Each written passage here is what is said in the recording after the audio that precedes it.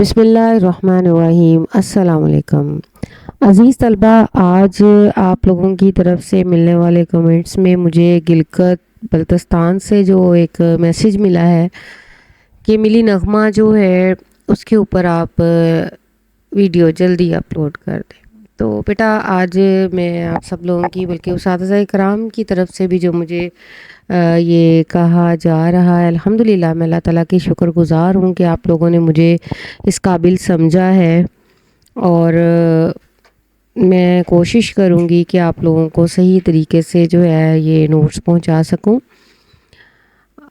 Notes के लिए आप लोग तफसीर अदब से इस्तिफ़ादा कीजिएगा और उसके अंदर मेरे नोट्स शामिल होंगे। लेकिन उसके अलावा मैं आपको जो लेक्चर हैं अपने वो इंशाल्लाह देती रहूँगी साथ साथ। चलें हम अपने सबक की तरफ चलते हैं आज के और लेक्चर की तरफ, जिसमें हमारा आज का लेक्चर जो है वो हमारे वतन से मोहब्बत का इजहार है। खुदा करे कि मेरी अरसे पाक पर उतरे, ये मिली नगमा है और इसका आज का ये पहला लेक्चर है, जिसमें सबसे पहले तो हम अहमद नदीम कासमी के हवाले से बात कर लेते हैं। ये उस्ताज़ा इकराम और अज़ीज़ तलबा, मैंने कैंटैब और किताबिस्तान और उसके बाद नेशनल बुक फाउंडेशन सब किताबों से को इकट्ठा किया है, मर्ज किया है और उनसे जो मुझे ज़्यादा बेहतरीन किताब लगी उसको मैंने उठा के उसकी वीडियो बना ली है। तो यहाँ आप देखें कि इब्तदाई ज़िंदगी जो है अहमद नदीम कासमी ज़िला सरगोदा की तहसील खुशाब के गांव अंगा में पैदा हुए।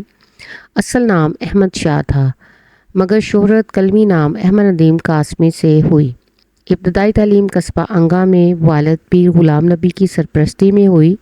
लाहौर जाकर पंजाब यूनिवर्सिटी में दाखिला लिया।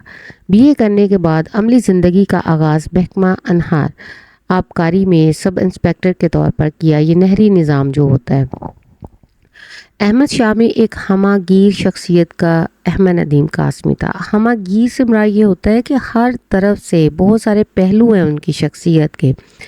जो बैक सहाफ़ी थे, नक्काद, बुलंद पाया शायर और बेमिसाल अफसाना निगार था। अहमद नदीम कासमी जो थे अहमद शाह के चचा बहादुर हैदर शाह शायर मशरिक़ अल्लामा मोहम्मद इकबाल के हम सबक थे। उन्होंने अहमद शाह को अहमद नदीम कासमी में बनने में मदद और रहनुमाई फराहम की। अल्लामा इकबाल की मोहब्बत बिल वास्ता अहमद शाह तक पहुंची और शेर कहने शुरू कर दिए। अहमद नदीम कासमी की जवानी के ज़माने में तरक्की पसंद तहरीक ज़ोरों पर थी, जिस पर मुंशी प्रेमचंद जैसे सफ़े अव्वल के अफसाना निगार की छाप थी। ये भी इस तहरीक का हिस्सा बने, जिसका असर उनके अफसानों और नज़्मों और गज़लों में भी होता है। जब हम अदबी खिदमात के हवाले से बात करते हैं तो उन्होंने पूल, तालीम निस्वां, नकूश, सहर, फ़नून और रोज़नामा अमरोज़ में खिदमात अंजाम दी और अपनी सलाहियतों का लोहा मनवाया। हरफो हकायात के नाम से उनके फ़काहिया कालम एक अरसा तक अखबारात में धूम मचाते रहे। यानी ये फ़काहिया जो होते हैं ना, ये मज़ाहिया कॉलम। अहमद नदीम कासमी का पहला अफसाना बदनसीब बुतराश है, जो सादा और रवां ज़ुबान में लिखा गया और पसंद किया गया। उनके अफसानों का मौजू दही ज़िंदगी और उसमें बसने वाले गरीब किसानों और पेशावरों की ज़िंदगी है, इसलिए उनको बहुत ज़्यादा पजीराई मिली। महरूम मेहनत कशों की ज़िंदगी के मुख्तलिफ गोशों को नदीम ने फ़नकाराना महारत से अपने अफसानों शायरी में समोया। ताहम उनके अफसाने मायूसी नहीं फैलाते बल्कि आगे बढ़ने की उम्मीद दिलाते हैं। तसानीफ अहमद नदीम कासमी की किताबों में जलालो जमाल, शोला गुल, कश्ते वफ़ा, तश्ते वफ़ा, दवाम, मुहीत, लोहे खाक, अर्ज़ो समा, शायरी, अफसाने 40 अफसानों का मजमुआ हुकूमत पाकिस्तान ने 1928 में प्राइड ऑफ परफॉर्मेंस और 1980 में सितारा इम्तियाज़ की एजाज़ात से नवाजा। आइए हम अशार की तशरीह की तरफ चलते हैं। पहला शेर है, खुदा करे कि मेरी अर्ज़े पाक पर उतरे। खुदा करे कि मेरी अर्ज़े पाक पर उतरे, वो फसले गुल जिसे अंदेशाए ज़वाल ना हो।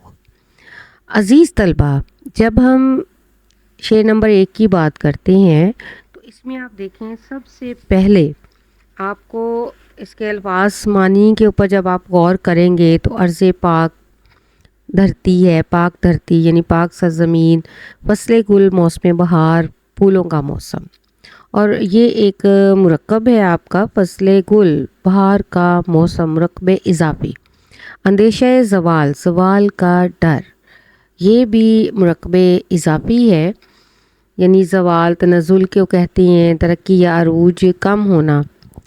یہ نظم ملی نغمہ احمد ندیم قاسمی کی معروف نظم ہے۔ احمد ندیم قاسمی کا نام اردو ادب میں کسی تعارف کا محتاج نہیں۔ آپ پاکستان کے معروف ادیب، شاعر، افسانہ نگار، صحافی، کالم نگار تھے، اور ان کی جب وطن سے محبت کو ہم دیکھتے ہیں تو آپ دیکھیں کہ اس نظم میں انہوں نے کس انداز میں وطن سے محبت کا اظہار کیا ہے۔ یہ ایک دعا ہے کہ اے خدا میرے وطن پاکستان میں پھولوں کی ایسی فصل اگے جس پر کبھی خزاں نہ آئے، یعنی میرے وطن میں ترقی کی ایسی بہار آئے جس کو کبھی زوال نہ ہو، یعنی میرا ملک دن دگنی رات چگنی ترقی کرتا رہے اور یہاں کے رہنے والے شاد و آباد رہیں۔ دل سے نکلے گی نہ مر کر بھی وطن کی الفت، دل سے نکلے گی نہ مر کر بھی وطن کی الفت، میری مٹی سے بھی خوشبوئے وفا آئے گی۔ یہاں شاعر نے فصل گل کا لفظ استعارتاً استعمال کیا ہے۔ فصل گل کے لغوی معنی تو پھولوں کی فصل ہے، اور استعاراتی حوالے سے اس سے مراد خوشیاں بھی ہیں اور نوجوان بھی ہے، حالات، اچھے حالات کی طرف بھی اشارہ کیا گیا ہے۔ اگر خوشیوں کے حوالے سے دیکھا جائے تو شاید دعا گو ہے کہ اس کے وطن میں ہمیشہ خوشیاں ہی خوشیاں رہیں اور وطن کی خوشیاں قائم رہیں۔ تو یہ قائم کیسے رہ سکتی ہیں؟ تو یہ اسی صورت میں ہے جب وطن معاشی حوالے سے ترقی کرے گا، یہاں کے لوگ خوش اور آباد ہوں گے، لوگوں کو معاشی معاشرتی حوالے سے کسی پریشانی کا سامنا نہ کرنا پڑے گا، ملک میں انصاف کا بول بالا ہوگا، ہر آدمی کو انصاف ملے گا، ہر آدمی ترقی کی راہ پر گامزن ہوگا، ملک کی قیادت ملک کو عظیم بنانے میں کوشاں ہوگی، نظم و ضبط قانون کی پاسداری ہوگی، قوم کے لوگ محنت کو اپنا شعار بنائیں گے، لوگ ایک دوسرے کے حقوق کا خیال رکھیں گے، ہر فرد جھوٹ کے خلاف اور سچ کا ساتھ دے گا، عوام، حکومت، ادارے سب مل کر کام کریں گے، تو یقیناً ایسے ملک میں خوشیاں ہی خوشیاں ہوں گی۔ افراد کے ہاتھوں میں ہے اقوام کی تقدیر، افراد کے ہاتھوں میں ہے اقوام کی تقدیر، ہر فرد ہے ملت کے مقدر کا ستارہ۔ اگر فصل گل سے مراد نوجوان نسل لی جائے تو شاعر اپنے نوجوانوں کے لیے دعا گو ہیں کہ وہ اعلیٰ تعلیم یافتہ ہوں، ملک و ملت کو سنواریں، سنبھالیں اور ان پر کبھی زوال نہ آئے، کیونکہ ہم اس حقیقت سے منہ نہیں موڑ سکتے کہ کسی بھی ملک کی ترقی میں نوجوان ریڑھ کی ہڈی کی حیثیت رکھتے ہیں، نوجوان کسی بھی ملک کے روشن مستقبل کی ضامن ہوتے ہیں۔ اگر کسی ملک کے نوجوان اعلیٰ تعلیم یافتہ اور فرض شناس ہوں تو یہ اس بات کا منہ بولتا ثبوت ہے کہ اس قوم کا مستقبل محفوظ ہاتھوں میں رہے۔ اس قوم کو شمشیر کی حاجت نہیں، اس قوم کو شمشیر کی حاجت نہیں ہو جس کے جوانوں کی خودی صورت فولاد۔ ماضی کے دریچوں میں جھانکنے سے پتہ چلتا ہے کہ تاریخ انسانی میں جب بھی کوئی انقلاب رونما ہوا تو اس میں نوجوان شامل تھے، اس لیے شاعر اپنے نوجوانوں کے لیے دعا گو ہے کہ ہمیشہ اس طرح ترقی کی راہ پر گامزن رہیں اور ان پر کبھی زوال نہ آئے اور وہ ہمیشہ ملک کا فخر سے سر بلند کرتے رہیں۔ تیرا شباب امانت ہے ساری دنیا کا، تیرا شباب امانت ہے ساری دنیا کا، تو خارزارے جہاں میں گلاب پیدا کر۔ شکریہ بیٹا۔ اب آپ کو میں بتاتی ہوں کہ یہ ریٹن فارم میں آپ کو نوٹس جو ہیں یہ تفسیری ادب سے مل جائیں گے اور آپ وہاں سے لے سکتے ہیں۔ تفسیری ادب کے لیے یہ آپ کو نمبر جو ہے اسکرین پہ نظر آ جائے گا لکھا ہوا، آپ وہاں سے نمبر لیں اور امتیاز صاحب ہیں یہ اس کے جو پبلیشرز ہیں ان سے آپ رابطہ کر سکتے ہیں۔